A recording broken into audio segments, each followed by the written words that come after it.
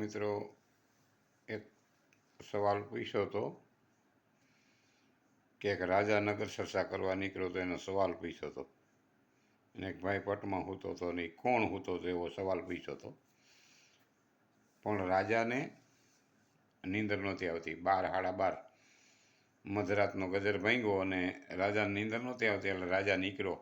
ઉનાળાનો દિવસ હતો, ચંદ્ર માથે હતો, આથમણોથી પવન આમ સુસાટા મારતો હતો, ટાઢી લહેરું આવતી હતી. એમાં બારોબાર કુંભાર ભગતનું ઘર હતું. ત્યાં કુંભાર ભગત ખાટલો નાખીને સૂતા હતા. એને આમ ઘસઘસાટ નીંદર આવતી હતી અને રાજાને નીંદર નહોતી આવતી. રાજાને એવો વિચાર આવ્યો કે વાહ, મારે આમદામ ને ઠામ બધું છે, ધન દોલત છે, બધુંય છે, પણ નીંદર નથી આવતી.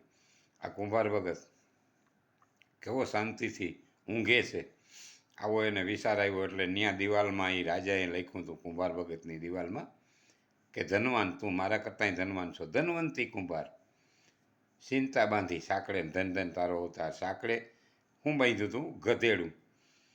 એ કુંભાર ભગતને એક ચિંતા કેની હોય અગાઉ, ગધેડાની, એટલે એને સાંકડા સામું બાંધી દીધું હતું. એ રાજા ત્યાં લખતો ગયો હતો કે ધનવંતી કુંભાર, ચિંતા બાંધી સાંકળે ધન ધન તારો અવતાર. આ એનો મતલબ મિત્રો.